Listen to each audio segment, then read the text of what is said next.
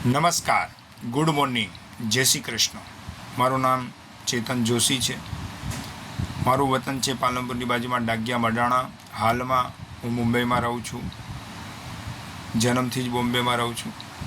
એમાં મલાડ મારું રહેવાનું સ્થાન છે, મલાડ ઈસ્ટની અંદર.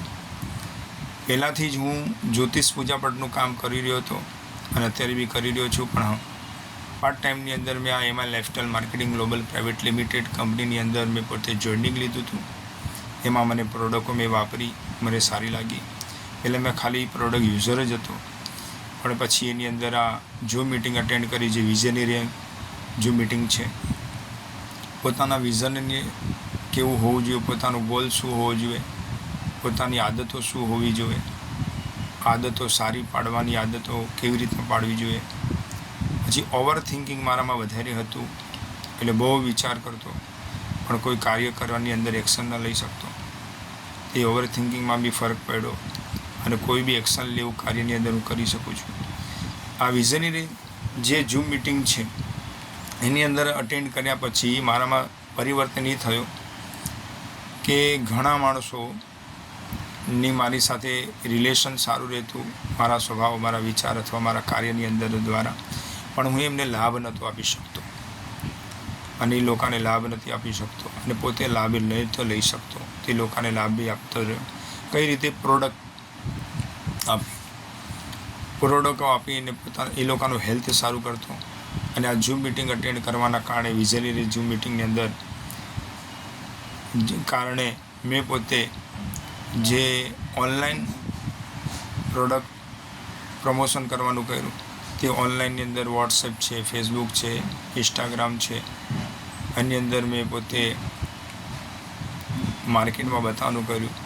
તે એના દ્વારા બી મને ઓર્ડરો સારા આવ્યા અને મારી પોતાની રેન્ક 80C છે.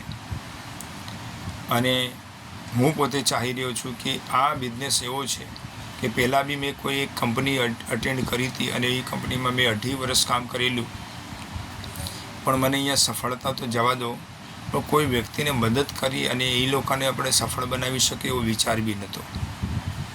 એમાં માત્ર ને માત્ર આપણે પોતાનો ફાયદો લેવો, બસ એ જ.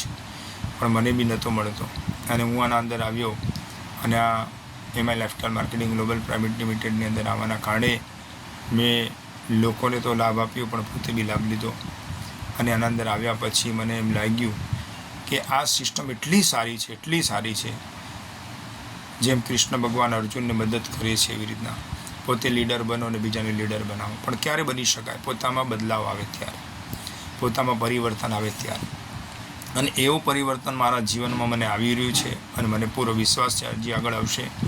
ભવિષ્યમાં મને મારી પહેલાંથી વિચાર હતી કે અલગ અલગ ભાષામાં શીખવામાં, એ ભાષામાં બી મને લાગે છે ભવિષ્યમાં મને એમાંથી શીખવા મળી શકે એમ છે. અને એટલા માટે હું આમાં પ્રયત્ન કરી રહ્યો છું અને લોકોને મદદ બી કરીશ, કેમ કે મારો સ્વભાવ, મારો વિચાર બી છે, મને ગમે બી છે. અને મને ખાસ કરીને બોલીને કામ કરવામાં ઇન્ટરેસ્ટ હતો. એટલા માટે હું ભવિષ્યની અંદર માણસોને મદદ કરી શકું એવું મને પૂરો વિશ્વાસ છે. અને હું આ આવતા મહિનાની અંદર 10 માણસોને એમની અંદર સપોર્ટ કરવા માટે અંદર આમંત્રણ આપીશ. લોકોને કહીશ કે તમે આમાં જોઈન્ટ કરો ઝૂમ મિટિંગ સવારમાં. અને એ ઝૂમ મિટિંગ જોઈન્ટ કરવાથી તમારામાં બદલાવ આવશે અને તમે લોકોને બી બદલાવ લાવી શકશો. પ્રકૃતિનો નિયમ છે કે હરેક વ્યક્તિને પોતાના જીવનમાં પરિવર્તન લાવવું.